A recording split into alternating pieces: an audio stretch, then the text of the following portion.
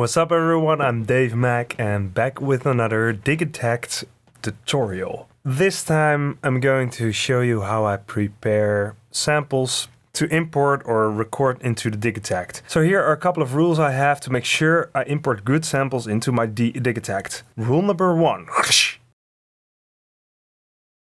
Sample cannot be longer than 33 seconds, even though it is possible to import longer samples via the transfer app. So I used to import large samples and still use a couple in my live set, but I stopped doing that because it eats up too much RAM. Ta-da!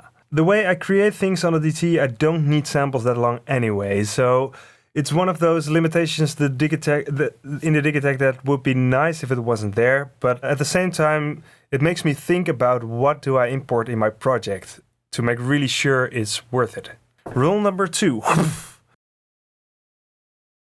Samples should be carefully crafted and or recorded by myself, or they have to be bread and butter samples that I know work really well for what they are designed for. By bread and butter samples, I mean samples from packs or analog gear that just sound awesome, like 909, hi-hats and rides. So for example, I'll use one open 909 hat because I can simply use an amp envelope to make it a closed hi-hat.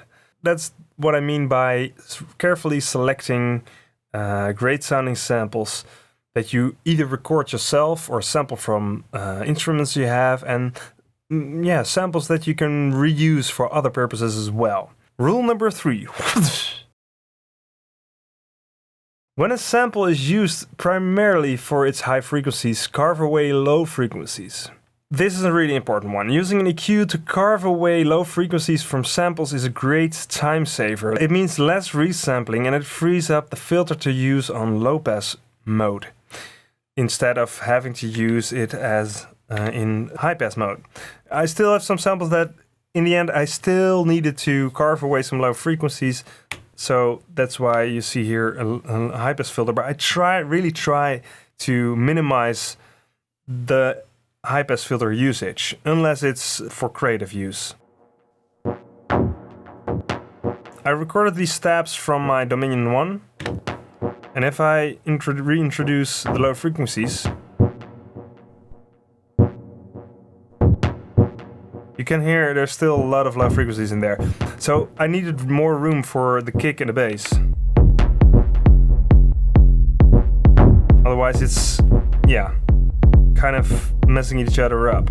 So that's why I carve away extra low frequencies with the high pass filter. It's good practice to think about that before you import a sample into the Digitakt. So you can already kind of carve away low frequencies using an equalizer. Simply use a low cut and carve away even until 250 Hz or 300 Hz or 400 Hz, especially with hi-hats and that kind of stuff. You only need the highest of frequencies because you're filling up the other frequency bands with other stuff. Of course, before I import samples into Digitakt, I'll use an EQ to kind of make it sound better.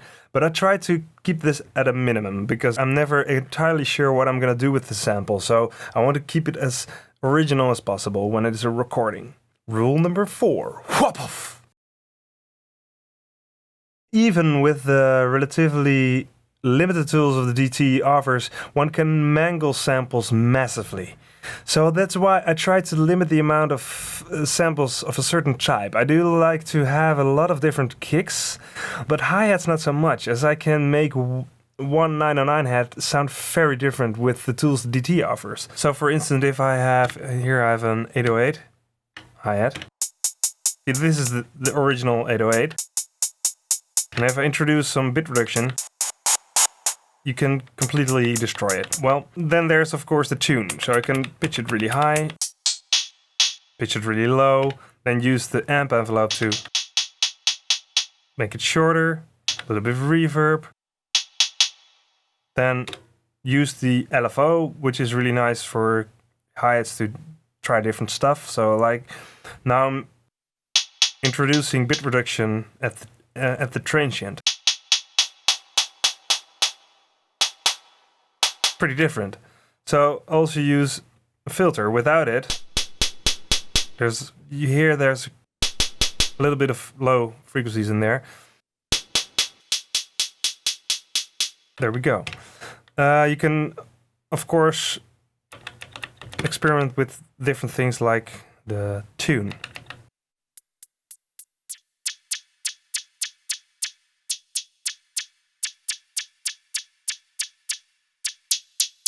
There we go. It sounds completely different from the original. So that's why I try to limit the amount of samples of a certain type. I do like to have a lot of different kicks, but because in techno kicks are so important, like the bass as well. So I'd rather have a lot of different kicks than an insane amount of hi-hats, and that is just my way of working. So you have to figure out your way of working. Rule number 5. When you sample directly into the DT will sum the sample to mono. When using the transfer application, it will convert stereo files into mono by removing the right channel. So that is 2 different ways of how the Digitakt handles importing stereo files. I'd rather have the Digitakt sum my stereo file into mono because I think it does so really nicely.